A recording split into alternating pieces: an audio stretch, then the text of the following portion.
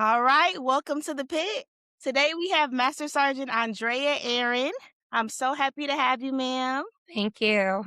Right? Excited to be here. Yeah. All right. So, for those who may not know who you are, can you tell us a bit about yourself? Yes. So, Master Sergeant Aaron, I have been in the Air Force for almost 15 years now. I am a 1 in 3, so that's a linguist. I do the Spanish portion of it, tons of different languages. But currently, I am the 70th ISR Wing CLPM, so the Command Language Program Manager, overseeing all the different language programs at the group and squadron levels. I'm also the top 3 president. And then when I am not in uniform, I am a wife, mill to mill. My husband's retiring at the end of the year after 22 years, mom of 2, and currently a soccer coach as well. Okay. How old are your children? I have a 9-year-old and a 3-year-old. Awesome. Busy, busy. Yeah. All right. Do you have a AFSA story? And if you do, could you please share it? Honestly, AFSA is like the one organization I have yet to crack open. So I don't have a story. Uh, Okay. yeah. Awesome. I've been waiting for this moment. All right. So, when I have a guest who does not have a story, I'll share small snippets of mine. Okay. Right. So my AFSA story started here at Fort Meade a few years ago. I was in the top 3, minding my own business, and their president here at the time made a post, and she was like, "I'm a de facto president. I'm the president, but I have no council. Like nobody was going to the meetings. Everybody quit." And I'm like, "Bet." So I got a small team together, and we restarted AFSA 254 here at Fort Meade, Oh, no. and I've been with it for a few years, and it's different than anything I've been a part of. Okay. It really feels like a family, and it's different in a way to where from base to base, even overseas, we're connected versus like you could be at this top 3 here, and like we might Mhm. be close to the other top 3s in the NCR, but all of the AFSAs are connected, and we all meet up and go to one big conference Okay. at the end of the year. So, yep, that's my short snippet of my AFSA Yeah. story. And next Wait, so time, I was gonna ask you, I was like, how large is the AFSA here then? okay. So technically, our AFSA here, we have 600, about 650 members. So that's retirees, veterans, active duty members, reserves, and family members. But like those are paid dues members. But as far as like that's how we count our members, like to get a quorum. But like 650 people don't come to meetings. Like maybe 10 people come to meetings. Yeah. We definitely need way more support than what we have. But yeah, ebbs and Nice. flows. Yeah. All right. So for this, we're going to go into our leadership pillar. So you wear a lot of hats: senior NCO, linguist, top 3 president, spouse, parent. Which role has shaped your leadership style the most and why? Yeah. So for that one, because I've been asked that a few times, and I would definitely say being a mom has shaped my leadership style more so because it has changed the way I talk to people, and the different things I consider.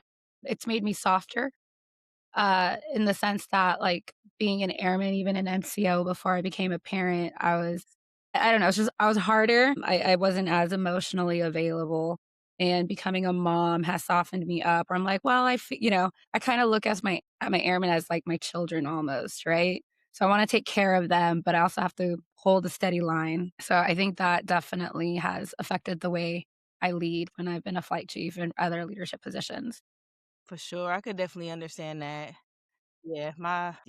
Sometimes it goes like hand in hand.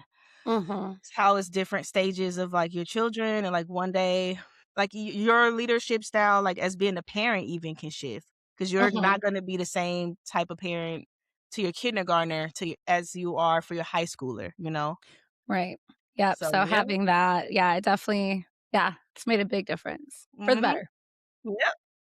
All right. So, what's a leadership moment where you got it wrong, and what did that teach you that success never could? That one was kinda hard. I think for me, when I was kinda thinking through the different scenarios, or the questions and, like, talking to my husband about it, I think one thing that popped up was when I first became a deputy flight chief years ago.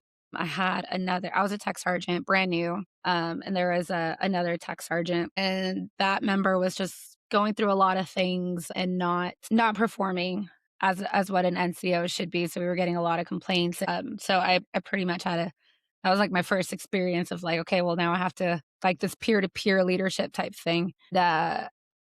I was very hard on her, and I already had a son and what you know what I mean? And I was just very direct, like, "You're not meeting the cuff, like, you're not doing XYZ." And it wasn't until, like, later on, my flight chief had to basically tell me, like, "Hey, just so you know, you can't talk to this member like this," right? Like, correct in how I was speaking to them, like, "I understand you're coming from this background." At the time, that was, like, my first time within the agency, so it was a little bit it just changes the way like, I was working at an AOC on, like, an actual, like, Air Force base around different AFSCs, stuff like that, where it was a little bit more upfront.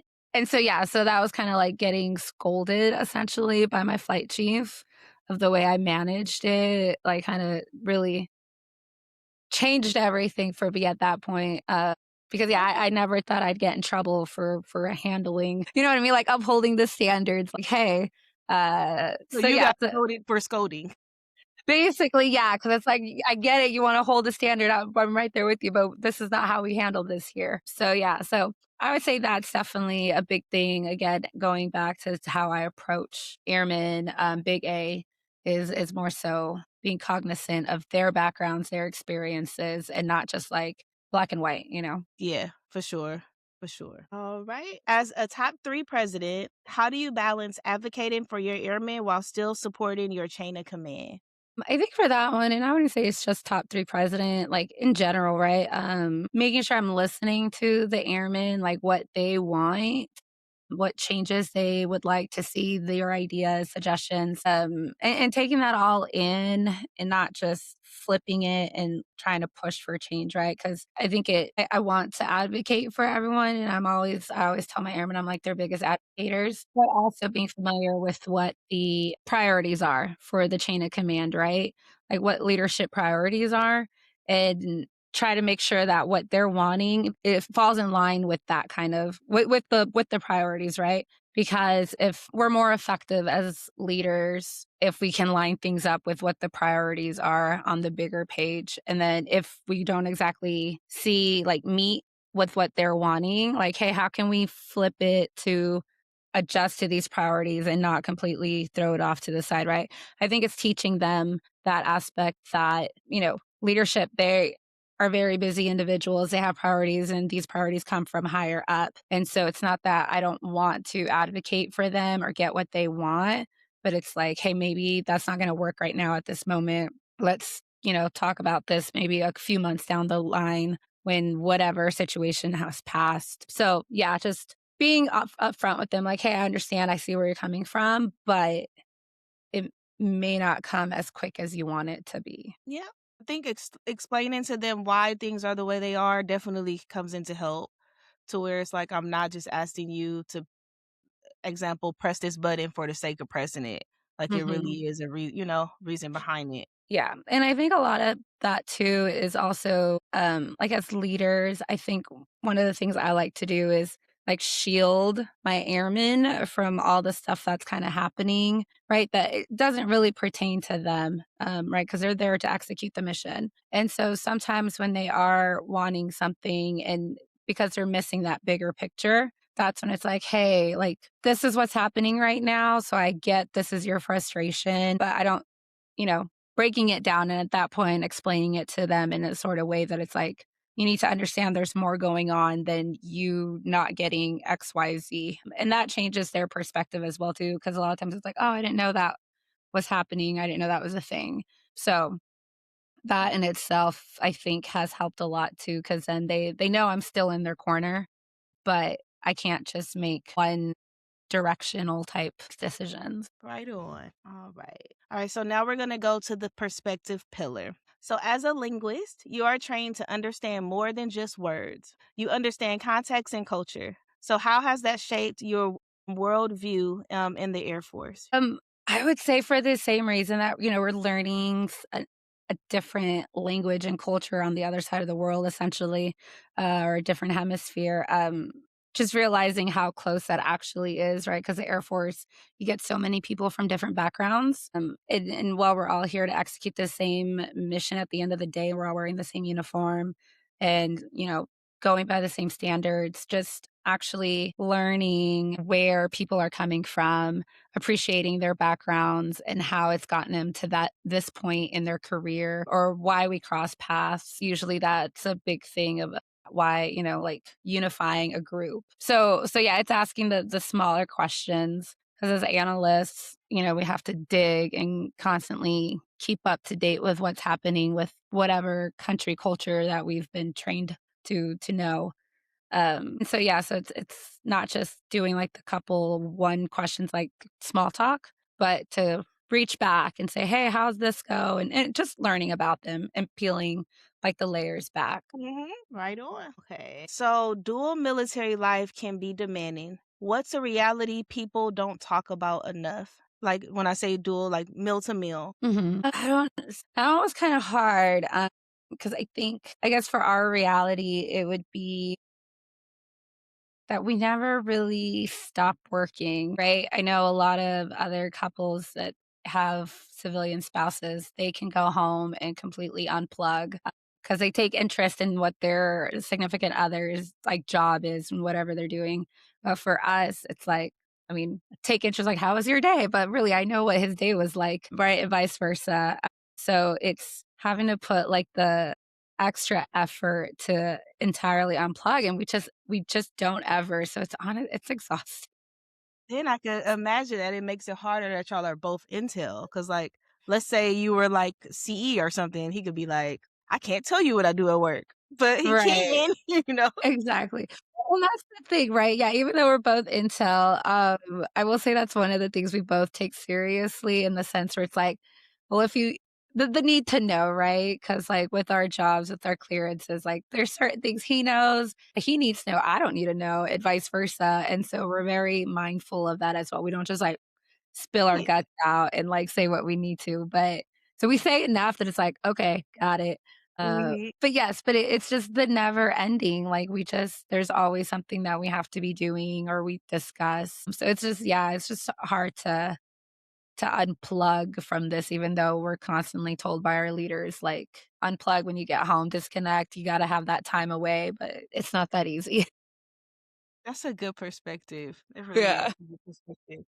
All right. When life feels like it's pulling you in every direction, how do you reset your perspective? I would say just refocusing, like, mainly on my kids, and just seeing, like, especially my 3-year-old, right? She's going through so much, it's her first, and she's my baby girl. So just kinda falling into whatever imagination world she's living in at the moment, being a princess or, dancing around like she's Bluey.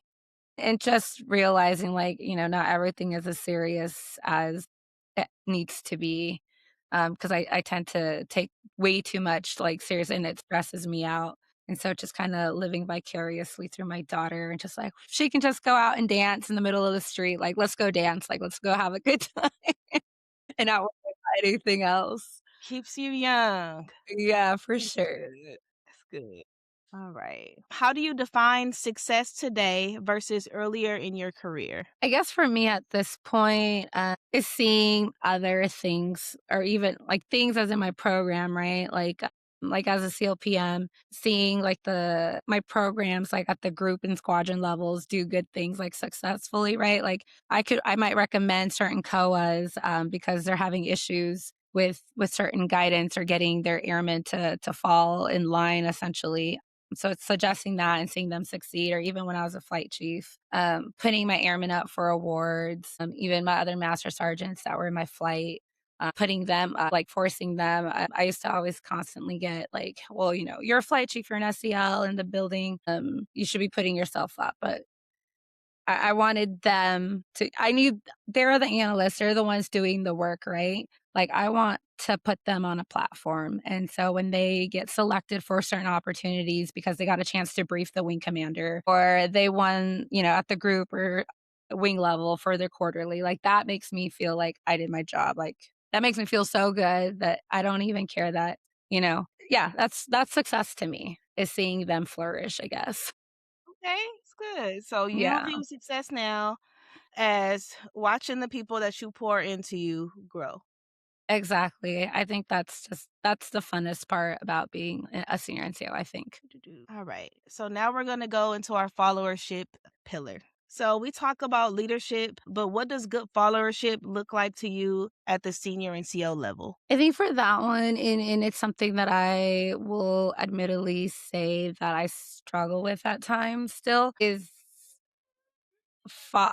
not being the master sergeant in charge. Because right, like my previous unit, I was a flight chief, but I had other master sergeants, but I was in charge, and so then I PCA'd and I'm on wing staff, and there's a bunch of master sergeants. They're in charge. They hold the other, the higher positions. I'm just a program manager at this point. And so, yeah, so I would say that kind of like turning that off, like from me being a flight chief amongst other master sergeants to there's other ones. This is the first time as a master sergeant that I've had to experience this essentially. So even though I may have ideas or I want something done a certain way, if they tell me, no, we have to do it this way, it's like, got it. Okay, let's press. Because even if I don't agree with it, they're not telling me to do something unethical, illegal, or immoral.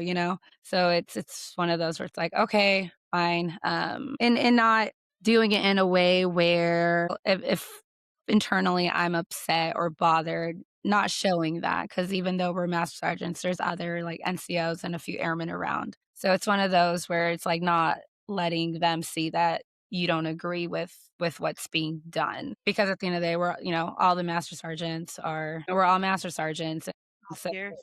the lower ranked airmen, they see that if there's, I guess, like hostility or Hostility. Hmm. tension at that level, and then it makes it harder for them to want to like follow, they're a little bit more hesitant, I think, for the same reason. Well, you still have a whole bunch of master sergeants that follow you in the top three. So that's a Yes. different, and seniors and chiefs.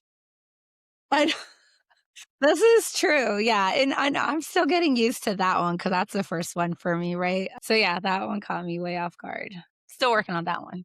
Okay. All right. So how do you stay humble and coachable even after reaching the senior NCO ranks? Or if we want to take rank out of it, like how do you stay humble and coachable when you feel like you've reached the you can't teach me nothing part, like part of your life, like I'm grown, like, you know what I'm saying? Like, how do you Right, yeah, I would say for me, and it's more so because there's still things I don't know. I feel like I have had great opportunities throughout my career to learn, and grasp a large amount of knowledge, but, I think still, like, asking the questions, not being afraid to ask the questions, because 'cause I've noticed a lot of times that I will ask something, and that kinda starts, like, everyone else asking the questions because maybe they were hesitant to ask. And yeah, I'll be honest too, if somebody asks me for my opinion on a situation or, "Hey, how would you handle this?" And I'll be like, I don't know. So I know we as master sergeants, senior NCOs,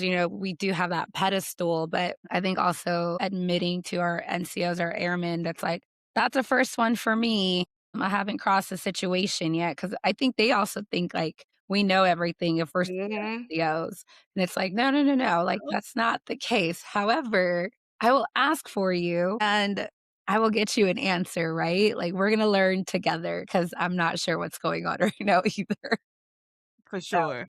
yeah, I think it's just being open, and accepting that type of stuff, asking yeah, like I said, just asking the questions I think is the easiest. All right. Can you share a time when being a great follower made you a better leader? Trying to think on this one. I think for the most part, it's really hard to pinpoint a certain situation because I feel like a lot of it's been my junior career. I am naturally an introvert. I prefer to work behind the scenes, and and so for me, I've being an airman and even like a newer NCO at the time, it was easier to just let somebody else be in charge. But using that, obviously, like I learn a lot throughout the way because I'm observing everything that's going on, and then slowly but surely, right? I guess I get put into certain positions just because maybe I was the only NCO in that area or whatever. That's kind of what happened when I PCSed here. And so I didn't have a choice. They had to put me in a specific like position, which that made by default I was in charge. It's just the way the flight was structured. And so just I think throughout the years, all the different experiences of me just following, right, helped me because there was stuff that I could bounce back. I was like, oh, I remember the situation when so and so was going through it. So yeah, I don't have I can't think of a specific situation, but I think it's just been a steady throughout my career to where as a master sergeant now, like I definitely feel more comfortable saying or, being put into leadership positions for the same reason, spending time observing. I think we put a lot of weight on the words followership and leadership when if you just break them down at like a basic level. If I'm at your house and it's a fire and you got two exits and I see you go to this door, I'm probably going to just follow you to that door so I don't die. Mhm.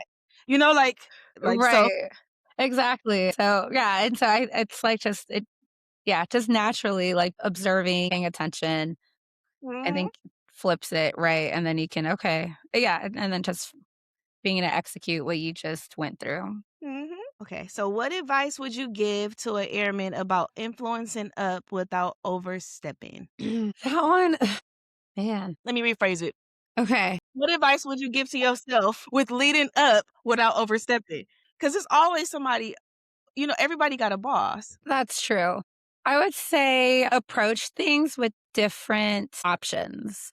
Um, because yeah, like as a flight chief, right? I had my flight commander who ultimately was in charge and got to make the final decisions on things. And so when we would have conversations about decisions she was going to have to make, it was like, okay, well, there's this, but have you thought about this? Right. So putting all the cards on the table with pros and cons, and then kind of being like, personally, based off all this, I would recommend this route, but you have the final say. And these are all the pros and cons for the situation at hand. I think for me, that's kind of benefited me to kind of guide things like that up the chain because then it doesn't look like I'm trying to just, Tell you what to do. look exactly right. And ultimately, yes, it's like I do want you to do what I want you to do. However, I need to make sure you're fully aware of all the different situations. And at the end of the day, if you choose A and I want C, it is what it is. But I know I will sleep better at night knowing, hey, I put it all out there. And it wasn't just a selfish push for what I wanted. So It's good. All right. So, what does accountability look like when you're leading peers or even those senior to you? for that, I mean, I would say just having the open conversations if something is not working, like don't just sugarcoat it and be like, "Oh, that's fine." Providing feedback and just seeing, I guess, providing feedback and just being receptive because the rest of us will see it, right? I think if there's been situations where other like seniors or chiefs make these one-off decisions or they hear one thing or they do one action that kind of goes against what they preach essentially. Just being upfront if you make a mistake, For sure. right? I think that's the biggest thing is that people don't want to admit that they messed up, especially at the senior NCO level. And so I think that's the biggest thing is just, hey, I got it wrong. Which goes back to we don't know everything. Right, exactly. So And it's, then, we can get it wrong. Just say, yeah. hey, I messed up.